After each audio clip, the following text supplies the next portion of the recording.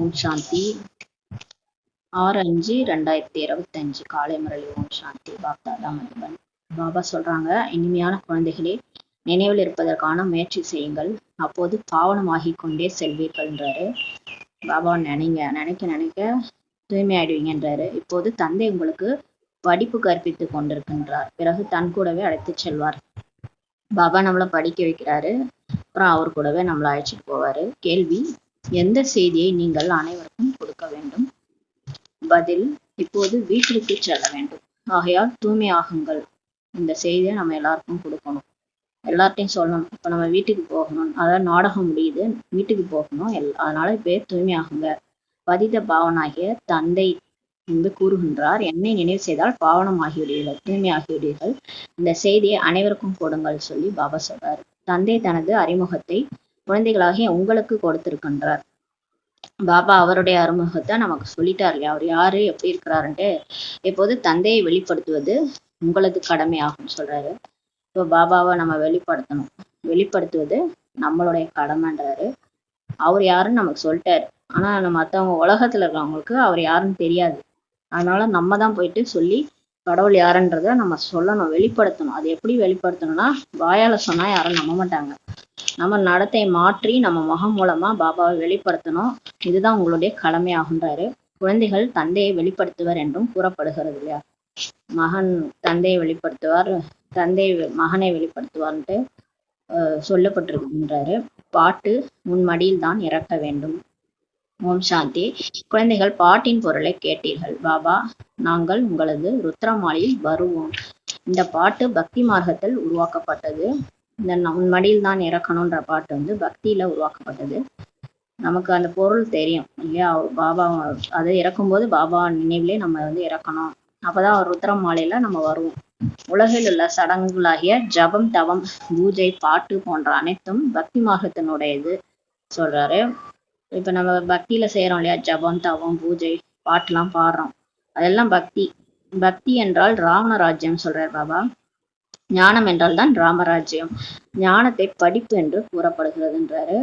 ஞானத்தை தான் படிப்பு, அதாவது அறிவுன்னு சொல்லப்படுது இல்லையா. படிப்பு தான் ஞானம்னு சொல்லப்படுது. பக்தியை படிப்பு என்று கூறப்படுது கிடையாது. பக்திக்கு போறோம் இல்லையா, நம்ம போறோம், ஏதோ படிக்கிறாங்களா, படிக்க வைக்கிறாங்களா, கிளாஸ் எடுக்கிறாங்களா, ஒன்றும் கிடையாது. நம்ம கோயிலுக்கு போவோம், வருவோம், அவ்வளவுதான். பக்தியை படிப்பு என்று கூறப்படுவது கிடையாது. நாம் என்ன ஆவோம் என்ற லட்சியம் அதில் கிடையாது. பக்தியில நம்ம என்ன ஆவோம் அப்படின்ற லட்சியம்லாம் கிடையாது. பக்தி என்பது படிப்பே அல்லன்றாரு. இவ ஸ்கூலுக்கு போறாங்க, படிக்கிறாங்க, டாக்டர் ஆகும், இன்ஜினியர் ஆகும், ஏதோ ஒரு குறிக்கோள் வச்சுருக்காங்க. அது அதே மாதிரிதான் இங்க ஞானத்திலையும் குறிக்கோள் இருக்கு. இந்த மாதிரி தேவதை ஆகணும்ன்ட்டு ஒரு லட்சியம் இருக்கு. ஆனா பக்தியில அப்படி கிடையாது. கோயிலுக்கு போவோம், வருவோம், அவ்வளவுதான், பழையபடி இருப்போம். அங்க ஒரு லட்சியமும் கிடையாதுன்றாரு. பக்தி படிப்பே அல்லன்றாரு. ராஜயோகம் கற்றுக்கொள்வது படிப்பாகுன்றாரு. படிப்பு ஒரே இடத்தில், பள்ளிக்கூடத்தில் கற்பிக்கப்படும். படிப்பு ஸ்கூல் பார்த்தீங்கன்னா ஒரு இடத்துலதான் சொல்லி கொடுப்பாங்க. பக்தியில அலைஞ்சு ஏமாற்றம் அடைகிறாங்க. பக்தியில பார்த்தீங்கன்னா பக்திக்கும் ஞானத்துக்கும் டிஃப்ரென்ஸ் சொல்ற மாதிரி இந்த முரளி. பக்தியில என்ன பண்றோம்னா அலைஞ்சு ஏமாற்றம் அடைகிறாங்க. அதாவது ஒரு இடமா போக மாட்டோம், நிறைய இடத்துக்கு போய் சுத்தி அலைஞ்சு ஏமாற்றம் அடைகிறாங்க. படிப்பு என்றால் படிப்பு தான் சொல்றாரு பாபா. ஆக படிப்பை முழுமையான முறையில் இப்ப படிக்க வேண்டும். படிப்புனாலே படிப்பு தான்றாரு. அதான் இப்ப ஞானம்ன்றது படிப்பு தான் இல்லையா. அதனால முழுமையான முறையில இப்ப படிக்கணும்ன்றார் பாபா. நாம் மாணவர்கள் என்பதை குழந்தைகள் அறிவீர்கள். நம்மளாம் ஸ்டூடெண்ட்ஸ், நமக்கே தெரியும், நம்மளாம் இறை மாணவர்கள். பலர் தங்களை மாணவர் என்று புரிந்து கொள்வதே கிடையாது. நிறைய பேரு நாங்களை ஸ்டூடெண்ட்னே புரிஞ்சுக்கிறது கிடையாது. ஏனெனில் படிப்பதே கிடையாது. இங்க பாபா முரளி படிக்க சொல்றாரு. ஆனா சிலர் முரளியே தொட மாட்டாங்க, முரளியே படிக்க மாட்டாங்க. பாபா மட்டும் நான் நினைச்சுக்கிறேன், யோகா மட்டும் பண்றேன்ட்டு இருப்பாங்க, ஆனா படிக்க மாட்டாங்க.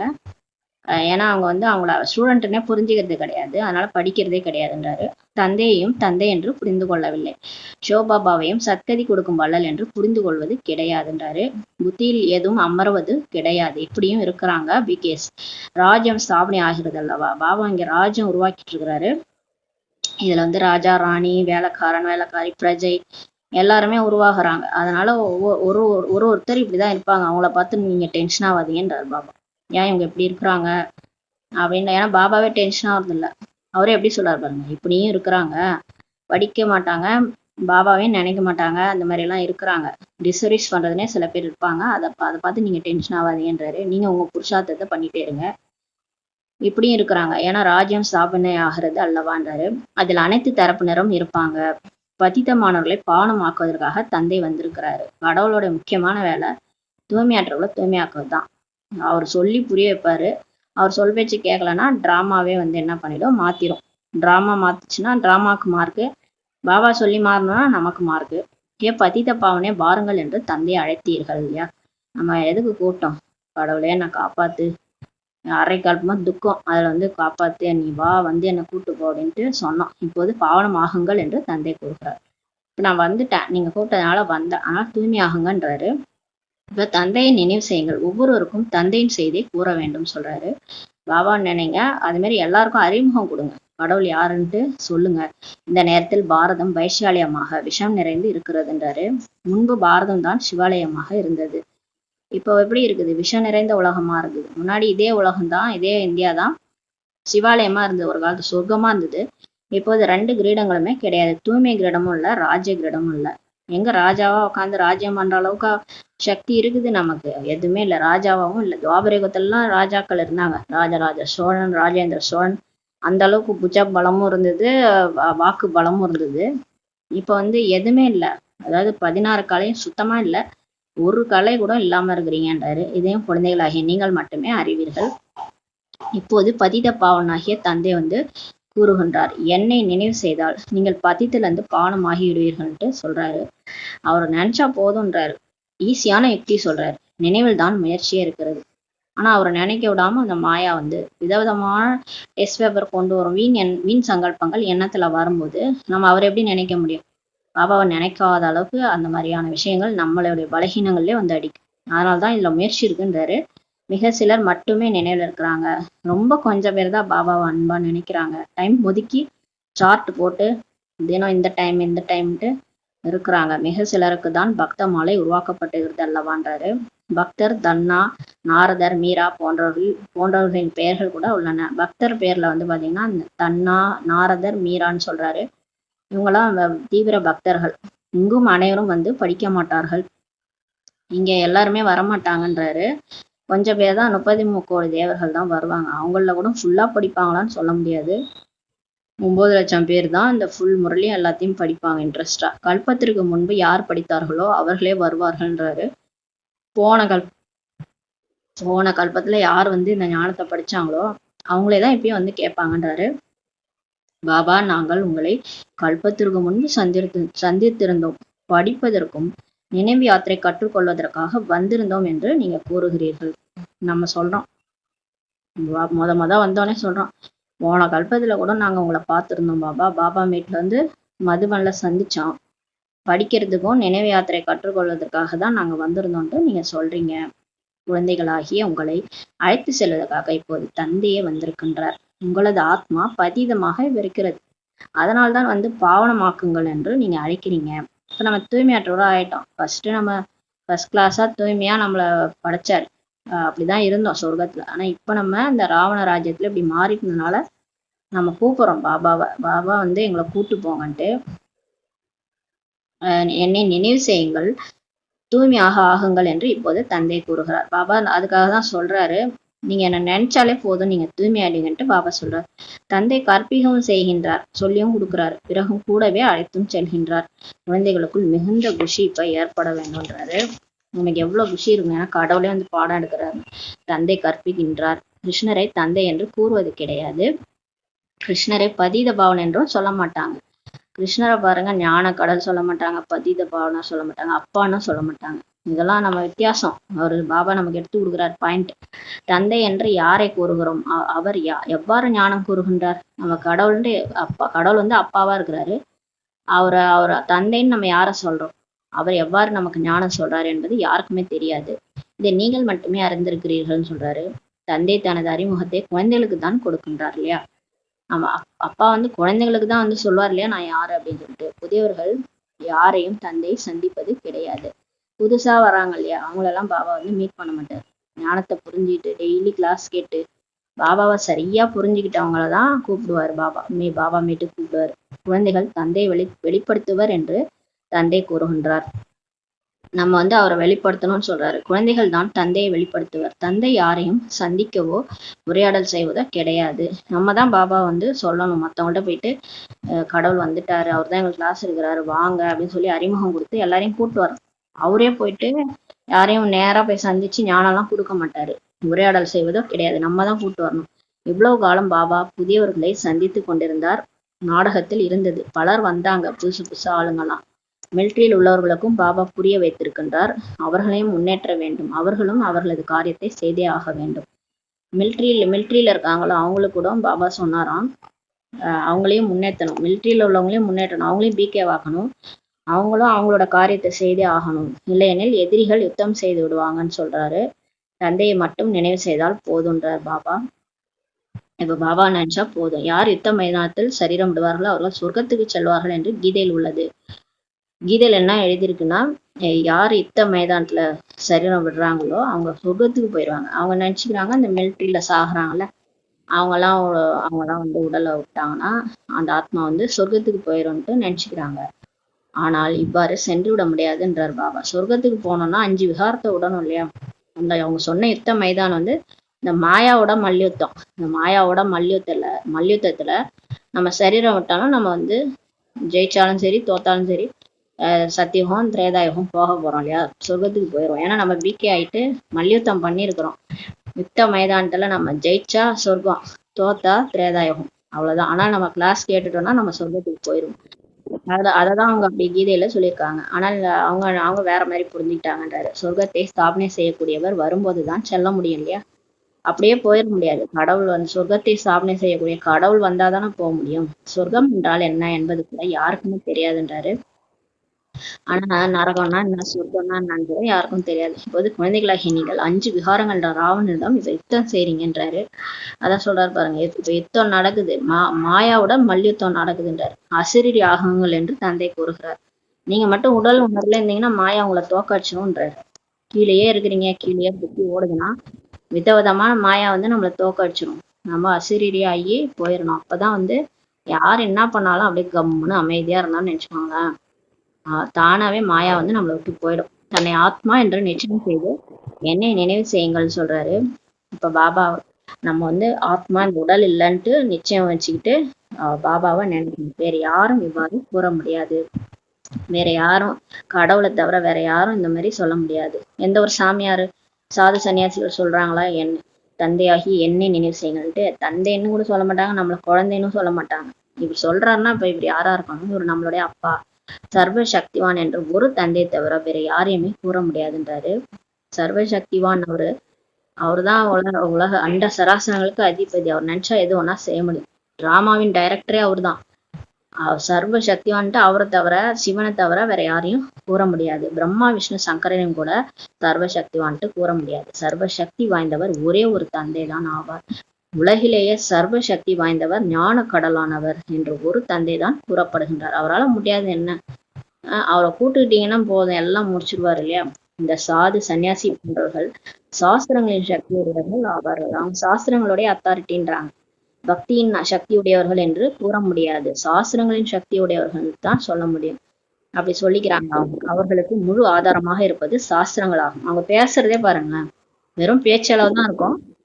சாஸ்திரத்தை எடுத்து வச்சுட்டு பேசுவாங்க. மகாபாரதம், ராமாயணம், இதுல பாருங்க. நம்ம இப்ப கடவுளை பத்தி நம்ம புரிய வச்சோன்னா அவங்க வேற மாதிரி புரிய வைப்பாங்க. பிரம்மன் தான் கடவுள், இப்படி இந்த சாஸ்திரத்துல இருக்கு அது இருக்குன்ட்டு நமக்கு சாஸ்திரத்தை ஆதாரமா வச்சு நமக்கு புரிய வைப்பாங்க. அவங்க வச்சுக்கிறது சாஸ்திரம். ஆனா பேச்சு அளவுலதான் புரிய வைக்கிறாங்க. யாருமே பிராக்டிக்கலா யாரும் ப்ரூஃப் பண்றது இல்லை இவருதான் கடவுள்ன்ட்டு. பக்தியின் பலன் பகவான் தான் கொடுப்பார் என்று நினைக்கின்றனர். அவங்க நினைக்கிறாங்க பக்தி செஞ்சா ஏதோ ஒரு ரூட்ல போய் நம்ம எப்படியாவது கடவுளை அடைஞ்சிடலாம்.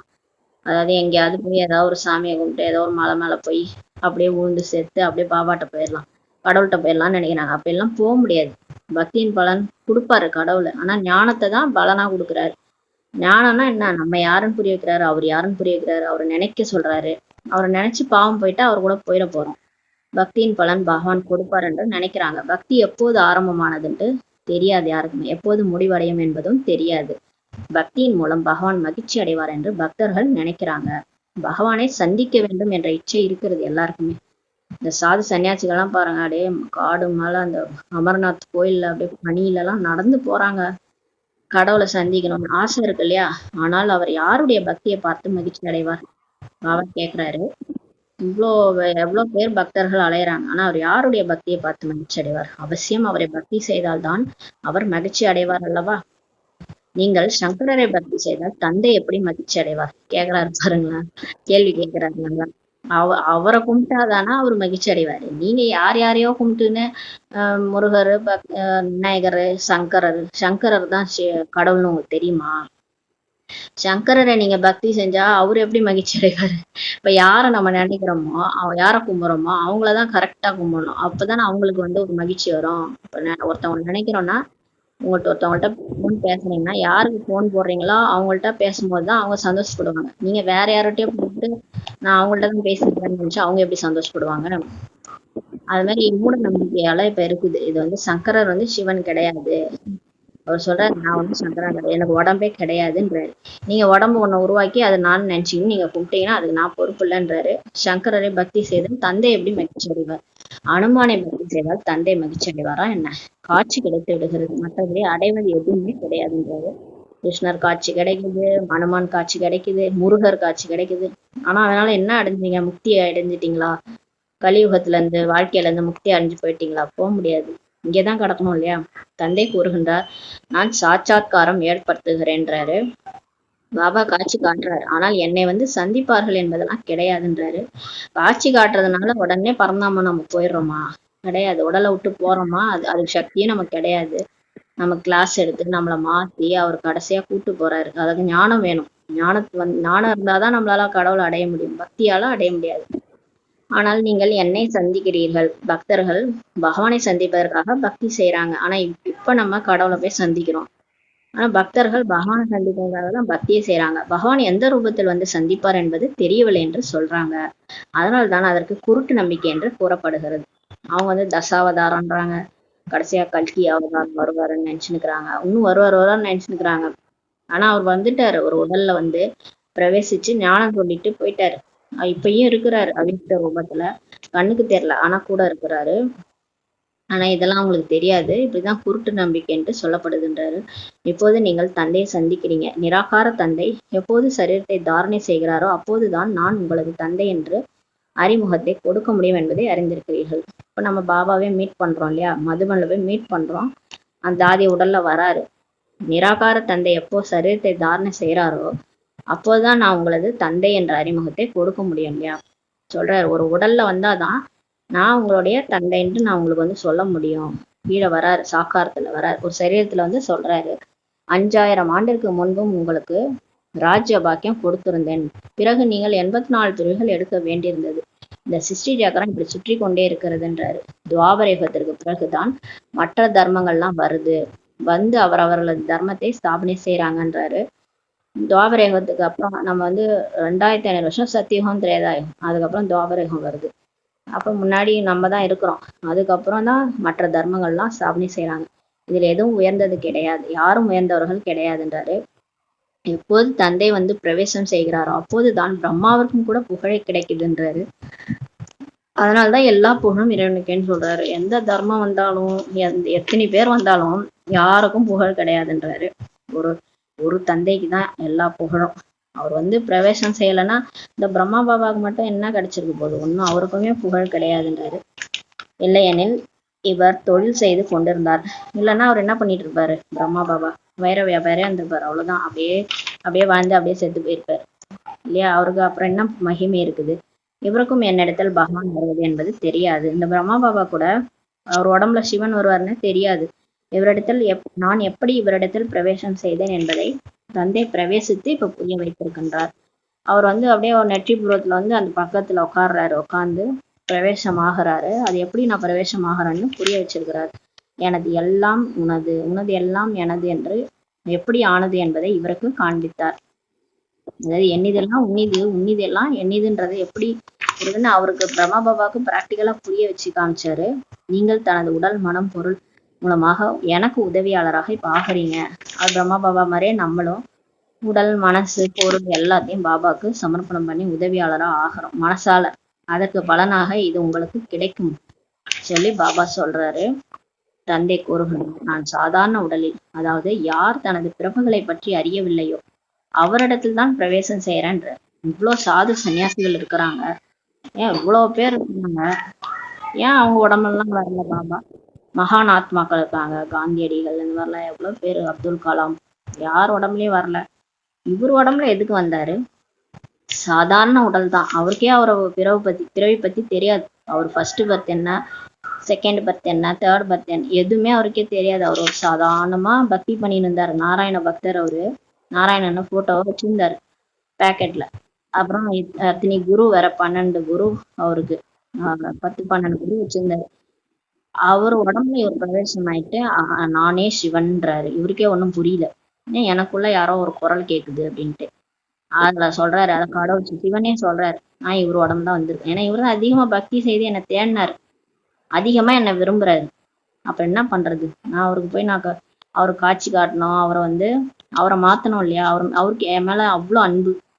நம்மளெல்லாம் விட பிரம்மா பாபாவுக்கு இல்லாத அதிக அன்பு, நம்மளெல்லாம் விட அவருக்கு அதிக அன்பு இருக்கு இல்லையா? அதனாலதான் அவர் உடம்புல வந்திருக்கிறாரு. அதிக பக்தியும் செஞ்சிருக்கிறாரு. அது மாதிரி அவர் தான் பாக்கியசாலி ரதம். அதுக்கப்புறம் அவருக்கு அனுபவசாலி அவரு. அதுவும் இல்லறத்துல இருந்திருக்கிறாரு. அவர் உடம்புல வந்திருக்கிறாரு. நான் சாதாரண உடல், அதாவது யார் தனது பிறப்புகளை பற்றி அறியவே இல்லையோ அவரிடத்தில் தான் பிரவேசம் செய்கிறேன்னு சொல்றாரு. சரி, இப்ப நம்ம உடம்புல வந்தாரு, நம்ம என்ன பண்ணுவோம்? நம்ம அந்த உடல் மனம் பொருளை கொடுத்துருவோமா? உடனே இங்க இருக்கிறதெல்லாம் பாபா பேர்ல எழுதி வச்சுட்டு டக்குன்னு எல்லா சொத்தையும் எல்லாருக்கும் வச்சுட்டு சென்டர் திறந்துட்டு உக்காந்துருவோமா? அந்த அளவுக்கு நிச்சய புத்தி நமக்கு இருக்கா? பிரம்மா பாபா அளவுக்கு நிச்சய புத்தி இருக்கா? ஆனா சில பேர் கேட்பாங்க, ஏன் என் உடம்புல வரல, ஏன் பிரம்மா பாபா உடம்புல வந்தாரு? இதான் ரீசன். நீங்க ஃபுல்லா சரண்டர் ஆவீங்களா? அவர் சரண்டர் ஆயிட்டாரு. அவர் பக்தியில பைத்தியமா கடவுளை நோக்கி அலைஞ்சிட்டு இருந்தாரு. கடவுளே அவர் உடம்புல வந்தோடனே அவர் ஃபுல்லா சரண்டர் பண்ணிட்டாரு. குடும்பத்தையே கொண்டு வந்து உட்கார வச்சிட்டாரு சென்டர்ல. நீங்க உட்கார வைப்பீங்களா? எந்த அளவுக்கு நிச்சய புத்தியோ அந்த அளவுக்கு தான் கடவுள் நம்ம உடம்புல வர்றது. அது மாதிரி தாதி உடம்புலயும் வந்தாரு பாருங்க. அப்ப அவரை பத்தி புரிஞ்சுக்கல யார், அவரை பத்தியே புரிஞ்சுக்கல, அவர் உடம்புல தான் பிரவேசம் செய்கிறார். ஆனால் நான் எப்போது வருவேன், எப்படி வருவேன் என்பது யாருக்குமே தெரியாதுன்னு சொல்லி பாபா சொல்றாரு. ஆனா அந்த ரஜினி டைலாக் மாதிரி இருக்கு, நான் எப்ப வருவேன், எப்படி வருவேன், அந்த மாதிரி சொல்றாரு. சிவபாபா எப்ப வருவாரு, எப்படி வருவான்றது யாருக்குமே தெரியாது. சாதாரண உடல் தந்தை வந்திருப்பதை இப்போது நீங்கள் பார்க்கிறீர்கள். இப்ப சாதாரண உடல்ல தான் பாபா வந்திருக்கிறார் இல்லையா? ஒரு சன்னியாசி உடல்ல, மகானாத்மா உடல்ல வரல, சாதாரண உடல்ல தான் வந்திருக்காரு. மிடில் கிளாஸ் ஃபேமிலி தான் அவரு. இவர் மூலமாக நமக்கு ஞானம் மற்றும் யோகம் கற்பித்து கொண்டுகிறார். சிவன் அவர் உடம்புல சிவன் தான் பேசுறாரு, அவர் பேசல. பிரம்மா பாபா இதெல்லாம் சொல்லல. சிலர் நினைச்சுக்கிறாங்க இதெல்லாம் இவரா சொல்லினுக்கிறாரு. இவர் சொல்லலைங்க, இது கடவுள் இவர் மூலமா சொல்லிட்டு இருக்கிறாரு. ஞானத்தையே சொல்லினுக்கிறாரு, யோகா சொல்லி கொடுக்குறாரு. பரந்தாம எங்க இருக்குன்னு இவருக்கு தெரியுமா? சொர்க்கம் எங்க இருக்குன்னு இவருக்கு தெரியுமா? சொல்றவங்க யாரும் பிகேஎஸ் தான் சொல்லினுக்கிறாங்கன்னு நினைக்கிறாங்க. பிகேஎஸ் யாருமே எதையும் சொல்லல, இது கடவுள் தான் சொல்லிட்டு இருக்கிறாரு. ஞானத்தை சொல்லிட்டு இருக்காரு, யோகாவும் சொல்லி கொடுத்துட்டு இருக்கிறாரு. பரந்தாமன் நினைங்க. ஏன்னா நம்ம புத்திய இப்ப புத்தி யோகம் தான், இது புத்திய மாத்தணும். புத்தியாலதான் இவ்வளவு பிரச்சனையாயிடுச்சு. ஞானம் மிகவும் எளிதுன்றாரு.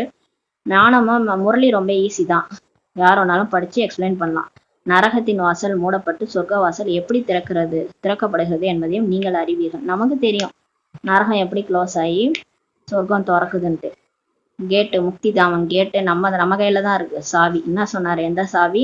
எல்லையற்ற வைராக்கிய உள்ளுணர்வு. பிகேஸ்கே ஒன்றும் வரல. பிகேஸுக்கு வந்தாதானே வெளி உலகத்துல வரும். எனக்கு இந்த உடம்பு வேணாம், இந்த உலகம் வேணாம், இவன் பாபா கூட தான் போவேன். யாருக்காவது அந்த புத்தி இருக்குதா? இருந்தாதான் அது எல்லையற்ற வைராக்கிய உள்ளுணர்வு. அது இருந்தாதான் முக்தி தாமம் கேட்டே ஓப்பன் ஆகும். நமக்கே அது ஒன்றும் ஓப்பன், நமக்கே அந்த உள்ளுணர்வு வரலன்னா எப்படி வெளி உலகத்துல இருக்கிறவங்க எல்லாம் விடுவாங்க? அதுக்குதான் நம்மளை மாத்திட்டு இருக்கிறாரு. இப்போ துவாபர யுகத்தில் ராவண ராஜ்யம் ஆரம்பமாகிறதுன்றாரு. துவாபர யுகத்துல இருந்து தான் ராவண ராஜ்யம் ஆரம்பமாகிறது. அதாவது மாயாவுடைய ராஜ்யம். அதாவது நரகத்தின் வாசல் திறக்கப்படுகிறது. இப்ப சொர்க்கத்தின் வாசல் திறக்கப்படுது. ஆனா துவாபர யுகத்துல நரகத்தின் வாசல் திறக்கப்படுது. ஈஸியா அது வந்துரும் எல்லாருக்குள்ளாரையும். காமம், கோபம், பற்று, ஆசை, அகங்காரம். இங்க ஒரு கிளாஸ் எடுத்து நம்மளை மாத்தினுக்கிறாரு. அங்க ஈஸியா நம்ம மாறிடுவோம். ஈஸியா அந்த கீழே விழுறது, ஏணில இருந்து அதாவது இறங்குறது. இப்ப மாடியில இருந்து நம்ம இறங்குறது ஈஸியா இறங்கிடுவோம். ஏற சொல்லுங்க, ஏறதான் கஷ்டம். அது மாதிரி நம்ம இறங்குறது, வாழ்க்கையில இறங்குறது, கெட்ட பேர் வாங்குறது, இதெல்லாம் ரொம்ப ஈஸி. நல்ல பேர் வாங்குறது தான் கஷ்டம். அது மாதிரி பாபா கஷ்டப்பட்டு மாத்துறாரு. ஆனா ஈஸியா நம்ம ராவண ராஜ்யத்துல ஈஸியா நம்ம அந்த மாயா கிட்ட மாட்டிக்கணும். புதிய மற்றும் பழைய உலகம் பாதி பாதியாக பிரிக்கப்படுகிறது. ஆக இப்போது தந்தை கூறுகின்றார், குழந்தைகளாகிய உங்களுக்கு பத்தியத்திலிருந்து பாவனம் ஆவதற்கான யுக்தியை நான் கூறுகின்றேன்றாரு. இப்ப தூய்மையற்ற நிலையிலிருந்து தூய்மை ஆகிறதுக்காக யுக்தி சொல்றாரு. என்ன சொல்றாரு? ஒண்ணும் கிடையாது. அவரை நினைங்கன்ற. தந்தையை நினைவு செய்தால் பல பிறவிகளின் பாவங்கள் அழிந்து விடுன்றாரு. அப்ப நினைங்க, சார்ட் போட்டு நினைங்க. ஒரு 10 நிமிஷத்துக்கு ஒரு தடவை நினைங்க. பாபாவே கூடயே உட்கார வச்சுக்காங்க. அவர்களுடைய நெட்டி புறத்திலே என் கூடவே இருக்கிறாரு, நான் இணைஞ்சு இருக்கிறேன், என் பாவம்லாம் அழியுது, எனக்கு ஒரு பாபா தவிர யாருமே இல்லை, அவர் நினைவிலே இருங்கன்றாரு. இந்த பிறவின் பாவங்களையும் கூற வேண்டும். என்ன பாவம் செய்யுது? இப்ப நமக்கு என்ன பிரச்சனைனா, நம்ம என்ன பண்றோம்னே தெரிய மாட்டுது. நமக்கு கிட்ட பார்வையே கிடையாது, எட்ட பார்வை தான். மற்றவங்க என்ன செய்யறாங்க, மற்றவங்களோட தவறெல்லாம் பளிச்சு பளிச்சுன்னு தெரியுது. ஆனா நம்ம தவறு தெரிய மாட்டுது. உள்நோக்கு முகமா போய் நான் என்ன பாவம் பண்ணேன், இந்த பிறவில நான் என்ன பாவம் பண்ணேன், அதெல்லாம் எழுதுங்கன்றாரு. என்ன பாவம் செய்தேன், என்ன தானம் புண்ணியம் செய்திருக்கிறேன் என்ற நினைவு இருக்கிறது அல்லவா? இவருக்கு தனது சிறு வயது நினைவு இருக்கும் அல்லவா? அந்த பிரம்மா பாபா கூட சின்ன வயசுனுடைய நினைவுலாம் இருக்கும் அல்லவா? கிருஷ்ணரின் பெயர் ஷியாம் சுந்தர் ஆகுன்றாரு. இதன் பொருள் ஒருபோதும் யாருடைய புத்தியிலும் வருவது கிடையாது. இந்த கிருஷ்ணர் ஏன் ஷியாம் சுந்தர்னு பேர் வச்சிருக்காங்க? ஷியாம்னா கருப்பு, சுந்தர்னா அழகு. ஷியாம் சுந்தர் என்ற பெயர் இருப்பதால் சித்திரங்களில் நீல நிறமாக கருப்பாக காண்பித்து விட்டனர். ரகுநாத் கோயிலும் கூட கருப்பாக காண்பிருப்பதை நம்ம பார்க்கலாம். ஹனுமானின் கோயிலையும் பாருங்க, அனைவரையும் கருப்பாக ஆக்கிட்டாங்க. இங்க ஒரு சாமியும் உள்ள எல்லா சாமியும் கருப்பு கருப்பா ஆக்கி வச்சுட்டாங்க பக்தியில. இது பதீதமான உலகமாகும். இது எதனுடைய அடையாளம்? ஆத்மா கருப்பா இருக்குது, தூய்மையற்றதா இருக்குன்றதோடைய அடையாளம். இப்போது குழந்தைகளாகிய உங்களுக்குள் நான் கருப்பிலிருந்து வெள்ளையாக வேண்டும் என்ற கவலை இருக்குது இல்லையா? அதற்காக நீங்கள் தந்தையின் நினைவுல இப்ப இருக்கிறீங்க. வெள்ளையாகணுமா? பாபாவை நினைங்க, அவரு மாதிரி அழகாயிடுவீங்க. இது கடைசி பிறவி என்று தந்தை நமக்கு சொல்றாரு. என்னை நினைவு செய்தால் பாவங்கள் அழிந்துவிடும். தந்தை அழைத்து செல்ல வந்திருக்கின்றார் என்பதை அறிவீர்கள். பாபா நம்மளை கூட்டு போதான் வந்திருக்கிறார். ஆக அவசியம் சரீரத்தை இங்கேதான் விடுவீங்க. உடலோட அழைத்து செல்ல மாட்டார் இல்லையா? உடம்போட மேலே பறந்து போக முடியுமா? அது அழுகி போன உடலை எடுத்து நான் போக முடியும்? ஆத்மா உடலை விட்டாலே அந்த உடல் அழுகி போய் புழு பூத்து போயிடும். அதுல உள்ள இருக்கிற அந்த கேஸ் எல்லாம் வெளில வந்துடும், ஊதி போயிடும். அந்த உடம்பையா பாபா கூட்டு போவாரு? அவர் ஆத்மாவை தான் கூட்டு போவாரு. உடல் இங்கேதான் விட்டுட்டு போகும். பதித ஆத்மாக்கள் செல்ல முடியாதுன்றாரு. ஆனால் பாவனம் ஆவதற்கான யுக்தியை தந்தை அவசியம் கூறுவார். தூய்மையற்ற ஆத்மாக்கள் போக முடியாது. எல்லாமே திருந்திதான் ஆகணும். திருந்தாமலாம் மேல போகவே முடியாது. அதனால தூய்மை ஆகிறதுக்கான யுக்தியை இப்ப கடவுள் நமக்கு சொல்றாரு. என்னை நினைவு செய்தால் விக்கிரமங்கள் விநாசமாகும் என்று கூறுகின்றார். அவர் நினைச்சாலே பாவம் போயிடும். பக்தி மார்க்கத்தில் இருப்பது குருட்டு நம்பிக்கை ஆகின்றாரு. நிறைய பேர் பக்தி தான் பண்ணின்னு இருக்கிறாங்க. பக்தி ஒன்றும் கிடையாது. உரிக்க வெங்காயம் தான். கண்ணில் தண்ணி தானே வரும். அந்த மாதிரி அழுன்னு தான் இருப்போம். கொஞ்சம் கூட சக்தி கிடைக்காது. அது குருட்டு நம்பிக்கைன்றாரு. சிவகாசி என்று கூறுகிறாங்க. பிறகு சிவன் கங்கையை கொண்டு வந்தார் என்று கூறுகின்றனர். பகீரதன் மூலம் கங்கை வெளிப்பட்டது. தண்ணீர் எப்படி தலையிலிருந்து வெளிப்படும்? அதாவது அந்த சிவன் கங்கையை கொண்டு வந்தாராம் பூமிக்கு. பூமியை கொண்டு வந்தார்னா தலையிலேருந்து வந்துதான், சிவன் தலையிலேருந்து. அதுவும் பாக்கியசாலி ரதம் பகீரதனுடைய கதை இருக்கு. அந்த கதையை படிச்சுன்னா தெரியும், சாஸ்திரத்துல இருக்கு. பகீரதன் மூலம் அந்த கங்கையை பிரயச்சனம் பண்ணி மேலேருந்து சிவன் தலையிலேருந்து பூமிக்கு கொண்டு வந்தாராம். சிவன் தலையில எப்படி தண்ணி இருக்கும்? பாபா கேட்குறாரு, யாருக்காவது தலையில போய் தண்ணி இருக்குமா? தலையில போய் கங்கை இருந்ததான் அங்கிருந்து பகீரதன் எடுத்துட்டு வந்தாராம். பகீரதன் மலை மீது அமர்ந்திருக்கிறாரா என்ன? அவரது தலைமுடியிலிருந்து கங்கை வெளிவருவதற்கு கேட்கிறாரு. இப்ப பகீரதன் மலை மேல உட்காந்துக்கிறாரா? மலையில தான் கங்கை வருது. பகீரதன் தான் மலையில உட்கார்ந்தாரு, அவர் தலைமுடியிலிருந்து கங்கை வெளிவருவதற்கு. இதெல்லாம் என்ன கதை? இதெல்லாம் கதை இல்லையா? மழை நீர் கடல்ல இருந்து உருவாக்கப்படுகிறது. இப்ப எப்படி அன்னைக்கு கூட சொன்னாரு, அருவி எப்படி கொட்டுதுன்னு. அருவி எப்படி கடல்ல இருந்து தான் அந்த அருவி வருதுன்னு சொல்றாரு. நதி கூட கடல்ல இருந்து தான் வருதுன்றாரு. மழை நீர் கடல்ல இருந்து தான் உருவாக்கப்படுகிறது. அந்த நீர் முழு உலகிற்கும் செல்கிறது. இப்ப கடல்ல இருந்து தான் உறிஞ்சுது நீரை, அந்த மேகம் உறிஞ்சி மழையா பொழியுது. அந்த மழை முழு உலகத்திலையும் போகுது. அனைத்து இடங்களிலும் நதிகள் உள்ளனன்றாரு. மலைகளில் தண்ணீர் உறைந்து கட்டிகளாக ஆகிவிடுகிறது. இப்ப எப்படி கங்கை வருதுன்னு சொல்றாரு பாருங்க. மலைகள்ல தண்ணி என்ன ஆயிடுது, உறைஞ்சு போய் கட்டிகளா ஆயிடுதான்.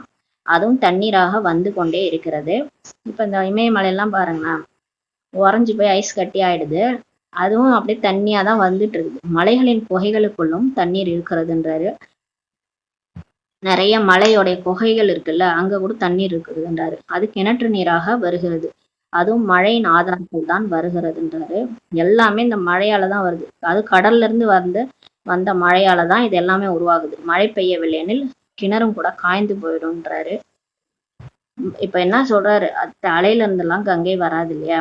இது வந்து உண்மையாலுமே இந்த ஞான கடல் சிவன் இல்லையா, அவர் வந்து இந்த பிரம்மா உடல் பகீரதன்றது பிரம்மா பாபா. பிரம்மா பாபா உடல்ல வந்து சிவபாபா ஞான கடல் மூலமா ஞான கங்கைகள் வெளிப்படுறோம். நம்ம அவர் வாய் மூலமா இந்த ஞானம் வருது இல்லையா, இதுதான் ஞான கங்கை. இதுதான் ஞான கங்கையை தான் அவங்க அப்படி சொல்லிட்டாங்க. அப்படி வந்து என்ன சொல்லிட்டாங்க, தலையில இருந்து கங்கை வந்துச்சுன்ட்டு சொல்லிட்டாங்க. பாபா தான் நம்மை பாவனமாக்கி சொர்க்கத்திற்கு அழைத்து செல்லுங்கள் என்று கூறுகின்றார். இப்ப கடவுள் தான் வந்து நம்மளை தூய்மையாக்கி சொர்க்கத்திற்கு பாபா தான் நம்மை பாவனமாக்கி சொர்க்கத்திற்கு அழைத்து செல்லுங்கள் என்றும் கூறுகின்றார். சொர்க்கத்தின் கிருஷ்ணபுரிக்கான ஆசை வைக்கின்றனர்.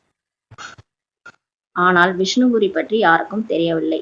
அதாவது சொர்க்கம்னா கிருஷ்ணபுரி அப்படின்னு நினைச்சுக்கிறாங்க. ஆனா விஷ்ணுபுரியும் அதுதான்ட்டு தெரிஞ்சுக்கல. கிருஷ்ணரின் சீடன் எங்கு பார்த்தாலும் கிருஷ்ணர் தென்படுவதாக சொல்லுவாங்க.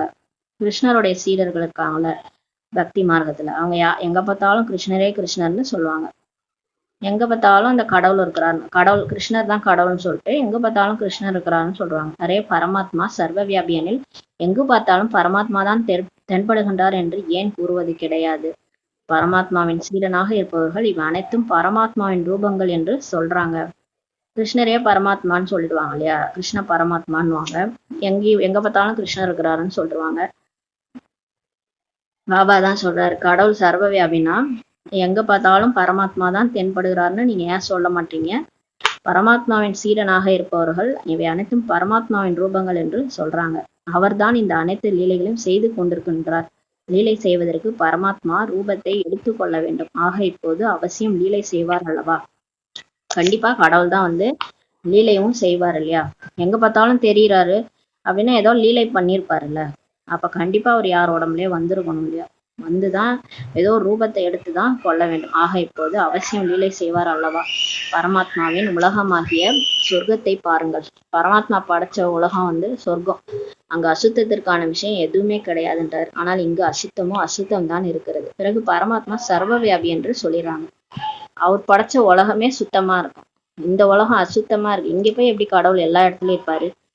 அவர் சர்வ வியாபின்ட்டு சொல்லிடுறாங்க. பரமாத்மா தான் சுகம் கொடுக்கின்றார். குழந்தை பிறந்தால் சுகம் ஏற்படுகிறது, இறந்து விட்டால் துக்கம் ஏற்படுகின்றது. அரே பரமாத்மா உங்களுக்கு ஒரு பொருள் கொடுக்கின்றார், பிறகு எடுத்துக்கொள்ளும் போது இதில் அழுவதற்கான என்ன அவசியம் இருக்கிறதுன்னு சொல்லி கேட்கிறாரு. கடவுள் தான் சுகத்தை கொடுக்குறாரு, கடவுள் தான் துக்கத்தையும் கொடுக்குறாருன்னு சொல்லிடுறாங்க. குழந்தை பிறக்குது, சுகம் அடைகிறாங்க, இறந்துட்டா துக்கம் அடைகிறாங்க இல்லையா. கடவுள் தான் கொடுத்தாருன்னு சொல்றீங்க, அப்ப கடவுளே எடுத்துக்கிட்டாருன்னா ஏன் அழுவுறீங்கன்னு கேட்கிறாரு. சத்தியுகத்தில் அழுவது போன்ற துக்கம் எதுவுமே கிடையாது. அங்க வந்து மோகத்தை வென்றிருப்பாங்க எல்லாரும், அதனால அங்க யாரும் அழமாட்டாங்க. பற்றே இருக்காது, எல்லாரும் கூடயும் பழகுவாங்க, பற்று இல்லாம பழகுவாங்க. அதனால அங்க துக்கம் எதுவுமே கிடையாது. மோகத்தை வென்ற அரசரின் உதாரணம் கூட காண்பித்திருக்கிறாங்க. ஒரு கதையே இருக்குது. இவை அனைத்தும் பொய்யான உதாரணங்கள் ஆகின்றாரு. அதுல எந்த சாரமும் கிடையாது. இந்த கதை கேட்கறதுனால எந்த சாரமும் அதுல கிடையாது. சத்தியுகத்தில் ரிஷி முனிவர்களே கிடையாதுன்றாரு. சொர்க்கத்துல ரிஷி முனிவர்கள்லாம் கிடையாது. வீட்டை விட்டு காட்டுக்கு போயிட்டு யோகா பண்றது, தபஸ்யா பண்றதுலாம் அங்க கிடையாது. அங்க வீடே வந்து எப்படி இருக்கும், கோயில் மாதிரி இருக்கும். அங்க இருக்கிறவங்களே தேவதைகள். அப்புறம் எதுக்கு வீட்டை விட்டு வெளில போகணும்? அங்க சந்தோஷமா இருக்கும், வீட்டுக்குள்ளாரியே எல்லாரும் ஒத்துமையா இருப்பாங்க. எதுக்கு வீட்டை விட்டு போறாங்க?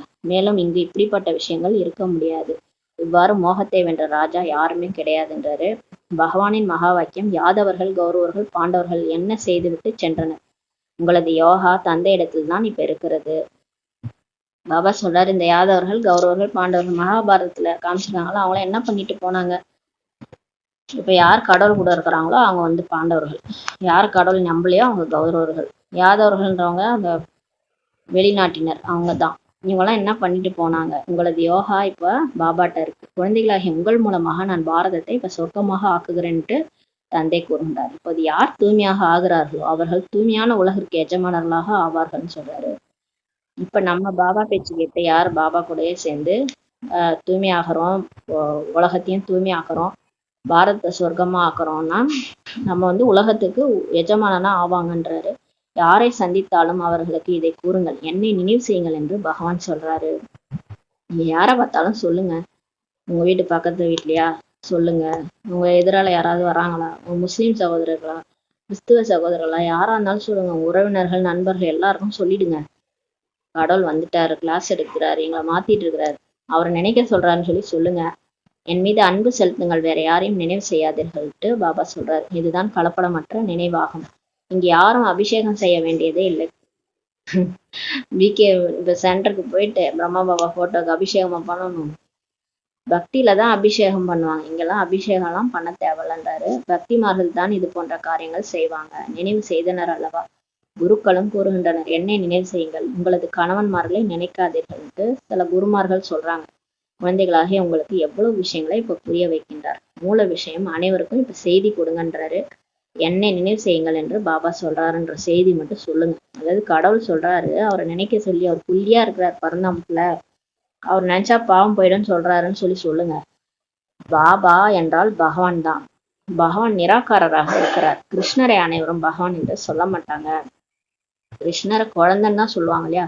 கிருஷ்ணர் குழந்தை ஆவார். சிவபாபா இவரிடத்தில் இல்லை எனில் நீங்கள் எப்படி இருந்திருப்பீர்கள்?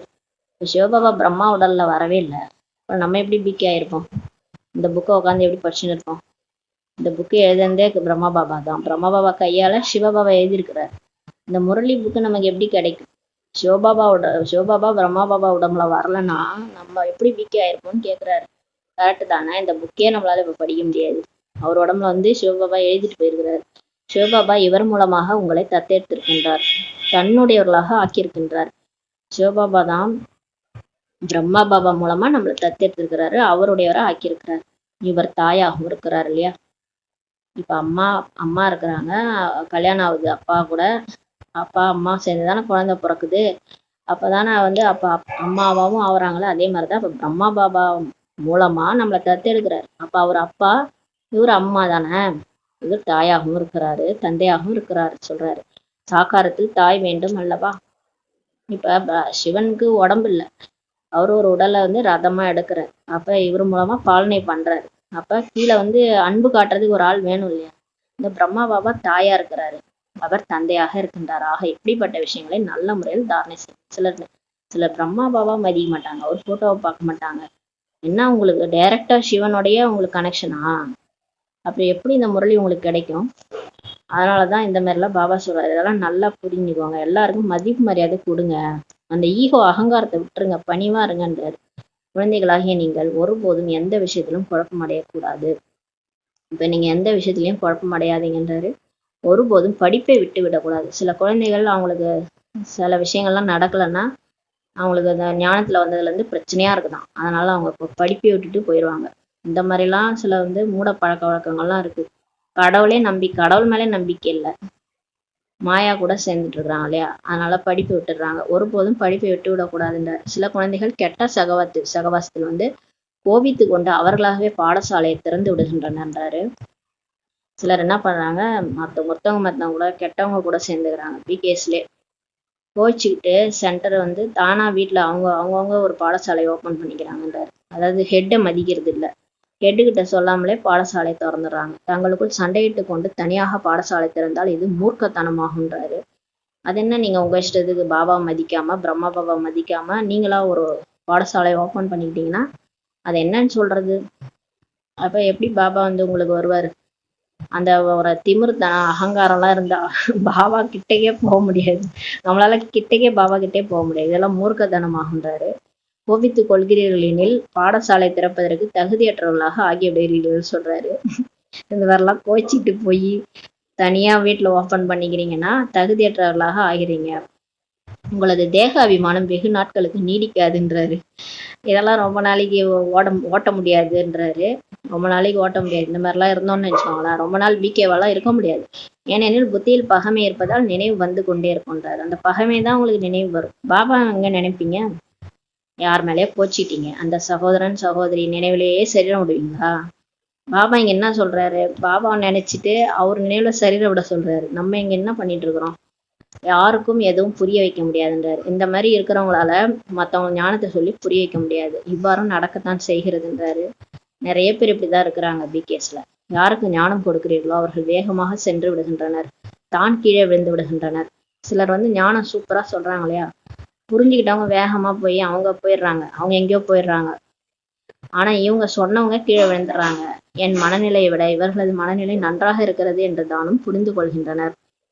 சிலர் புரிஞ்சுக்கிறாங்க, நான் இவங்களுக்கு பாடம் எடுத்தேன், ஆனா என்னை விட இவங்க ஃபாஸ்டா, இவங்க மனநிலை நல்லா இருக்கு, நல்லா பாபாவை நினைச்சு போயிட்டு இருக்கிறாங்க, நான் வேஸ்டா இருக்கிறேன்ட்டு சிலர் புரிஞ்சுக்கிறாங்க.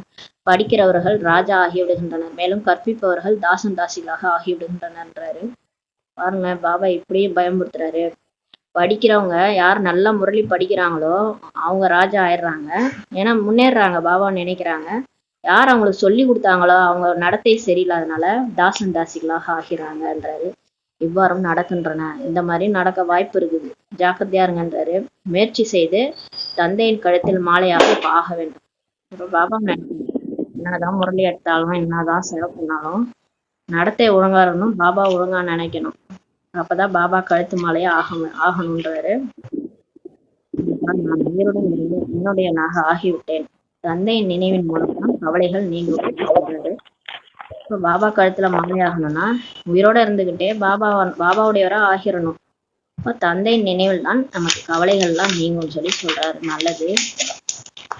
இனிமையான தேடி கண்டெடுக்கப்பட்ட செல்ல குழந்தைகளுக்கு தாய் தந்தை ஆகிய பாப் தாதாவின் அன்பு நினைவுகள் மற்றும் காலை வணக்கம். ஆன்மீக குழந்தைகளுக்கு ஆன்மீக தாய் தந்தையின் நமஸ்தே. நாம் ஆன்மீக குழந்தைகள் ஆன்மீக தாய் தந்தைக்கு நமஸ்தே.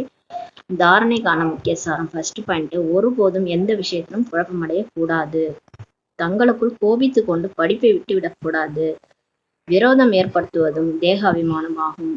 யாருக்கிட்டையாவது கோச்சிக்கிறது, விரோதமா இருக்கிறது, இதெல்லாம் கூட தேக அபிமானம். கெட்ட சகவாசத்திலிருந்து தன்னை மிகவும் பாதுகாப்பாக வைத்துக் கொள்ள வேண்டும். இந்த சிலர் அந்த நான்-பிகேஸ் கூட இருப்பாங்க, தீய சகவாசம் சொல்லி கொடுத்தே கெடுத்து விட்டுருவாங்க. இந்த மாதிரிலாம் நிறைய பேர் இருக்கிறாங்க. அவங்கள்ட்ட தன்னை மிகவும் பாதுகாப்பாக வைத்துக் கொள்ள வேண்டும், பாவனமாக வேண்டும், தூய்மையாக வேண்டும் சொல்றாரு. பாபா நினைச்சா போதும், நமக்கு நல்லது எது கெட்டது எதுன்னு கண்டுபிடிக்க முடியும். தனது நடத்தையின் மூலம் தந்தையை வெளிப்படுத்த வேண்டும். நம்ம நடந்துக்கிற விதம் எல்லாருக்கும் பாபா பாக்குற மாதிரி இருக்கணும், அந்த மாதிரி நடந்துக்கணும்ன்றாரு.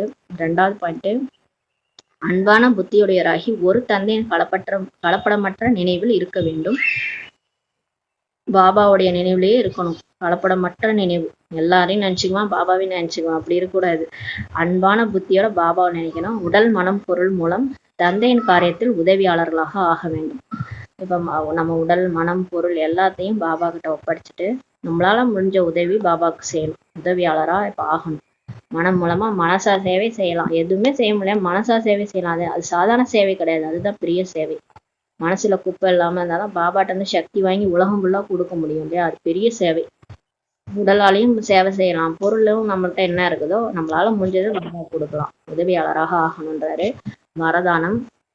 பாபா கொடுக்கல, பாபா சொல்றாரு, நீங்க எனக்கு கொடுக்கல, உங்களுக்கு தான் நீங்க எடுத்துக்கிறீங்கன்றாரு. நீங்க என்ன கொடுக்குறீங்களோ அதெல்லாம் உங்களுக்கு தான் வரப்போகுதுன்றாரு. வரதானம். விலகிய மற்றும் அன்பானவராக மாறுவதற்கான ரகசியத்தை தெரிந்து கொண்டு திருப்தியாக இருக்கக்கூடிய சமநிலையில் இருப்பவர் ஆகுக. இப்ப விலகி இருக்கணும், அன்பாவும் இருக்கணும், இந்த உலகத்துல இருந்து விலகணும், பாபாவுக்கு அன்பாகணும். அந்த மாதிரி மாறுவதற்கான ரகசியத்தை புரிஞ்சுக்கிட்டு இப்ப திருப்தியாக இருக்கக்கூடிய சமநிலையில இருப்பவர் ஆகுகன்ற வரதானம் கொடுக்குறாரு. எந்த குழந்தைகள் இல்லற மார்க்கத்தில் இருந்து கொண்டே விலகிய மற்றும் அன்பானவராக மாறுவதற்கான ரகசியத்தை தெரிஞ்சிருக்கிறாங்களோ, அந்த தாமரை இலையில இருக்கிற நீர் மாதிரின்னு சொல்லுவாங்க, அந்த ஒட்டும் ஒட்டாம வாழணும், அந்த மாதிரி வாழணும், விலகி இருக்கணும், அன்பா இருக்கணும் எல்லார்கிட்டையும். அந்த மாதிரி யார் புரிஞ்சுட்டு நடந்துக்கிறாங்களோ இல்லற மார்க்கத்துல, அவர்கள் எப்போதும் தானும் சுயத்தின் மீதும் திருப்தியாக இருக்கிறார் மற்றும் குடும்பத்தையும் திருப்தியாக வைத்துக் கொள்கிறார். அதாவது யாருக்கும் எதுவுமே நம்ம யாரையும் டிஸ்டர்ப் பண்ணக்கூடாது, அப்படி விலகி இருக்கணும், அன்பாவும் நடந்துக்கணும். அவங்களுக்கு குறிப்பறிஞ்சு அவங்களுக்கு என்ன வேணுமோ அதை செஞ்சிடணும், அவ்வளவுதான். என்ன வேணுமோ அவங்க செஞ்சிருங்க, விலகிருங்க, எதுலையும் தலையிடாதீங்க. போய் மூக்க நுழைச்சி தலையிட்டு பற்று வச்சிங்கன்னு டார்ச்சர் பண்ணிக்கின்னு அப்படிலாம் இருந்தா யாருக்குமே நம்மளை பிடிக்காது. நம்ம விலகி அன்பா இருக்கணும், யாருக்கு என்ன வேணுமோ குறிப்பறிஞ்சு அவங்களுக்கு செய்யணும், அவ்வளவுதான். செஞ்சுட்டு நீங்க திருப்தியா வாழுங்க, அவங்களையும் திருப்தியா, எல்லாரையும் திருப்தியா வச்சுக்கங்கன்றாரு. அப்ப தாமரை இலை மேல இருக்கிற நீர் மாதிரி ஒட்டும் ஒட்டாம வாழற ரகசியம், விலகி அன்பானவராக மாறுவதற்கான ரகசியத்தை யார் தெரிஞ்சுக்காங்களோ அவங்க அந்த மாதிரி இருப்பாங்கன்றாரு. கூடவே உண்மையான இதயம் உடையவராக இருக்கின்ற காரணத்தினால பகவானும் அவர் மீது திருப்தியாக இருக்கிறார். உண்மையா இருக்கிறாங்க இல்லையா, உண்மையா பாபாவை நினைக்கிறாங்க, உண்மையா எல்லாருக்கும் அன்பா இருக்கிறாங்க. உண்மையிலே நீங்க பாபாவை நினைச்சீங்கன்னா கண்டிப்பா எல்லாரையும் திருப்திப்படுத்த முடியும். ஏன்னா விதையே திருப்தி அடைஞ்சிட்டாருன்னா விருட்சமும் திருப்தி அடைஞ்சிடும். விதைக்கு இப்ப செடிக்கு தண்ணி ஊத்தணும்னா எங்க ஊத்துவோம்? தண்ணி கீழே தான் வேர்ல தான் ஊத்துவோம். வேர்ல ஊத்துனா முழு மரமும் போயிடும். நீங்க ஒரு இலையா போயிட்டு தண்ணியெல்லாம் ஊத்த தேவையில்ல, நீங்க கீழே ஊத்தினாலே அது எல்லாத்துக்கும் போயிடும். நீங்க பாபாவை நினைங்க போதுன்றாரு. என்ன நினைங்க, நீங்க எல்லாருக்கும் திருப்திப்படுத்துவீங்கன்றாரு. நம்ம ஏன் போய் ஒரு இலையா தண்ணி ஊத்தணும்? இவங்களை திருப்திப்படுத்தின அவங்களுக்கு பிடிக்கல, அவங்களுக்கு திருப்திப்படுத்தின இவங்களுக்கு பிடிக்கல. என்னதான் நான் பண்றது? இவங்களை கவனிச்சா அவங்களுக்கு பிடிக்க மாட்டேது, அவங்கள கவனிச்சா இவங்களுக்கு பிடிக்க மாட்டேது. ஏன்னா ஒருத்தவங்க விரோதம். அது அவ்வளோ கர்ம கணக்கு. நம்ம என்ன பண்ண முடியும்? அதான் பாபா சொல்றாரு, நீங்க பாபா நினைங்க, நான் எல்லாரையும் திருப்திப்படுத்துறேன், நீங்க என்ன மட்டும் நினைங்கன்றார். அப்ப உண்மையான இதயம் உடையவராக இருக்கிற காரணத்தினால பகவானும் அவர் மீது திருப்தியாக இருக்கிறார். இப்படி திருப்தியாக இருக்கக்கூடிய நல்லிணக்கமுடைய குழந்தைகளுக்கு தனக்காகவும் அல்லது பிறருக்காகவும் எவரையும் வக்கீலாக்குவதற்கான அவசியமே இல்லைன்றார். இந்த மாதிரி யாரு திருப்தியா இருக்கிறாங்களோ, எல்லாரு கூடயும் ஒழுங்கா பழகுறாங்களோ, நல்லிணக்கமுடைய குழந்தைகளுக்கு அவங்களுக்காகவும் அவங்க வாதாட மாட்டாங்க, மற்றவங்களுக்காகவும் அவங்க வாதாட வேண்டிய அவசியமே இல்லைன்றார். எதுக்கு நம்ம போய் மற்றவங்களுக்கு வாதாடணும்? அது மாதிரி நான் நல்லவதான் அப்படின்னு நம்ம எதுக்கு போய் ப்ரூஃப் பண்ணணும்? சரி, மற்றவங்க நல்லவங்க தான், நம்ம எதுக்கு போய் ப்ரூஃப் பண்ணணும்? ப்ரூஃப் பண்ணவே தேவையில்ல. சத்தியம் ஒரு நாள் வெளியே வரப்போகுது, நம்ம ஏன் போய் ப்ரூஃப் பண்ணணும்? ஏனென்றால் அவர் தனக்காக தீர்மானத்தை தானே எடுக்கின்றாரு. ஏன்னா அவங்க அவங்க வக்கீலாக தேவையில்ல, அவங்களுடைய முடிவை அவங்களே எடுத்துக்கிறாங்க. எனவே அவருக்கு வேறு எவரையும் நீதிபதியாகவோ வக்கீலாகவோ ஆக்க வேண்டிய அவசியமே இல்லைன்னு சொல்றாரு. சூப்பரான வரதானம். சமநிலையில இருக்கிறதுனால நம்ம போய் யாருக்காகவும் பேச தேவையில்ல, நமக்காகவும் பேச தேவையில்ல. நீதிபதியா நம்ம யாரையும் நம்ம ஆக்க விட வேண்டியதில்லை. நம்ம போய் யாருக்கிட்டையும் நிக்க தேவையில்ல.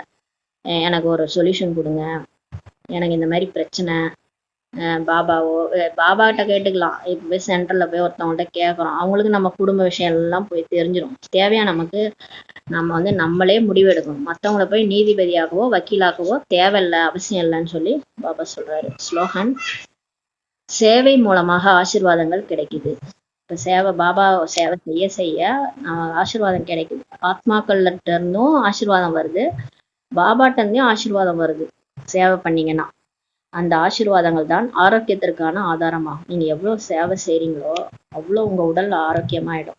அதனாலதான் 21 பிறவிக்கு ஆரோக்கியம்னு சொல்றாரு. அதனாலதான் இப்ப பாபா சேவை செய்யுங்க. நீங்க வீட்டுல கூட ஒரு வேலை செஞ்சு பாருங்க. வீட்டுல பாபா நினைவுல செஞ்சீங்கன்னா அது வேற. சும்மா செஞ்சு பாருங்க, உடம்புலாம் வலிக்கும் உங்களுக்கு. இதே சென்டர்ல போய் ஒரு சேவை பண்ணி பாருங்க பாபா நினைவுல. எப்படிதான் செய்யறோம்னே தெரியாது, அது உடம்பும் வலிக்காது, ஒன்றும் தெரியாது. அவ்வளோ ரெஃப்ரெஷ் ஆகி நம்ம வருவோம். ஏன்னா ஆசீர்வாதம் கிடைக்குது. பாபாவுடைய ஆசீர்வாதம், ஆத்மாக்களுடைய ஆசீர்வாதம் எல்லாம் கிடைக்கிறதுனால ஆரோக்கியத்திற்கான ஆதாரம் அந்த ஆசீர்வாதம் தான் சொல்றாரு. இதுதான் 21 பிறவிக்கு நம்ம கூடவே வரப்போகுது இந்த சேவை பண்றதுனால. எந்த சேவையா இருந்தாலும் சரி, சாதாரண சேவையே கிடையாது, எல்லாமே முக்கியமான சேவை தான். அவ்யக்த சமிக்ஞை, ஆன்மீக ராயல் தன்மை மற்றும் பவித்திரதாவின் ஆளுமையை நடைமுறையில் கொண்டு வாருங்கள். எப்படி பௌதீக உடலில் விசேஷமாக சுவாசம் இருப்பது மிகவும் அவசியமாக உள்ளதோ, சுவாசம் இல்லையெனில் வாழ்க்கையே இல்லையோ. இப்ப இந்த உடம்புல இருக்கணும் இல்லையா, இந்த உடம்புல மூச்சு விடணும். மூச்சு விடுறதுதான் முக்கியம். மூச்சு இல்லைன்னா செத்து போயிட்டாங்கன்னு அர்த்தம். மூச்சு இல்லை என்றால் வாழ்க்கையே இல்லையோ, அது போல பிராமண வாழ்க்கையின் சுவாசம் என்ன தெரியுமா? நம்ம பிகே ஆயிருக்கோம் இல்லையா, பிகே லைஃபோடைய சுவாசம் பாபா சொல்றாரு, மூச்சு காத்து தூய்மை தான், பவித்திரதா ஆகுன்றாரு. தூய்மையா இருக்கணும். தூய்மையா இல்லைன்னா இங்கெல்லாம் நம்ம தாக்கு பிடிக்கவே முடியாது, பிகேவாவே இருக்க முடியாது. அவ்வளவுதான், 2 வருஷம் பிகே, 3வது வருஷம் காணாம போயிடும். ஏன்னா தூய்மை இல்லை, பவித்திரதா இல்லை. பவித்திரதானா ஒரு சம்பூர்ண பவித்திரதா சொல்றாரு. உள்ள ஒண்ணு பேசுறது, உள்ள ஒண்ணு நினைக்கிறது, வெளில ஒண்ணு பேசுறது, இப்படி எல்லாம் இருந்தானா காலம் ஒட்டவே முடியாது பிகேவா இருக்கும்போது. 21 பிறவிகளின் பிராலப்தத்தின் பாக்கியத்தின் ஆதாரம் பவித்திரதா ஆகுன்றாரு. இப்ப நீங்க இங்க எடுக்கிறது தான் உங்களுக்கு 21 பிறவிக்கு வரப்போகுதுன்றாரு. ஆத்மா மற்றும் பரமாத்மாவின் சந்திப்பிற்கான ஆதாரம் பவித்திர புத்தி ஆகுன்றாரு. இப்ப பாபா நினைக்கணும்னா கூட நமக்கு புத்தி தூய்மையா இருக்கணும்ன்றாரு. சங்கமயுக பலன்களின் ஆதாரம் மற்றும் எதிர்காலத்தில் பூஜைக்குரிய நிலையின் பதவியின் ஆதாரம் பவித்திரதா ஆகுன்றாரு. இப்ப நமக்கு சங்கமயுகத்துல கிடைக்கிற பலனுடைய ஆதாரமும் சரி, எதிர்காலத்துல பூஜைக்குரிய நிலையின் பதவியின் ஆதாரமும் சரி, தூய்மை தான் சொல்றாரு. இங்க நம்ம தூய்மையா இருக்கணும். இந்த தூய்மையின் ஆதாரம் தான் நமக்கு கோயில் கூட இப்போ துவாபரகத்துல இருந்து கோயில் கூட கிடைக்குது. அப்புறம் சத்தியுகத்துல லட்சுமி நாராயணன் போஸ்டிங்லாம் கூட இங்கே நீங்க எவ்வளவு தூய்மையா இருக்கிறீங்களோ அதை பொறுத்துதான் சொல்லிட்டாரு. எனவே பவித்திரதாவின் ஆளுமையை வரதானத்தின் ரூபத்தில் நடைமுறைப்படுத்துங்கன்றாரு. இப்ப தூய்மையின் ஆளுமை பர்சனாலிட்டிய பாபா கொடுக்குறாருல வரதானம், அந்த வரதானத்தின் ரூபத்துல பிராக்டிக்கலா கொண்டு வாங்கன்றாரு. அது அப்படியே என்ன நீங்க பாபாட்ட கொடுக்குறாரோ அதை அப்படியே வாங்கி அதை ப்ராக்டிக்கலா தூய்மையை வந்து நடைமுறையில கொண்டு வந்துருங்க அப்படின்னு சொல்றாரு. நீங்க சொல்றாரு பாருங்க, விலகி அன்பா இருங்க, வீட்லயே அப்படி இருங்க. அப்படி இருந்தீங்கன்னா உங்க வீட்லயே பிரச்சனையே வராது, நீங்களே முடிவெடுப்பீங்க, யாருக்கிட்டையும் போய் நிக்க மாட்டீங்க, நீங்க திருப்தியா இருந்து மத்தவங்களையும் திருப்தியா வச்சுக்குவீங்க அப்படின்றாரு. கடவுளையும் திருப்திப்படுத்துவீங்கன்னு சொல்றாரு. சூப்பரான வரதானம். அதையே பிராக்டிக்கலா நம்ம கொண்டு வந்துடணும். அப்பதான் அது வந்து தூய்மையின் அடையாளம்னு சொல்றாரு. ஓம் சாந்தி. நன்றி பாபா, நன்றி ராம், நன்றி பரிவாரம். யாரோ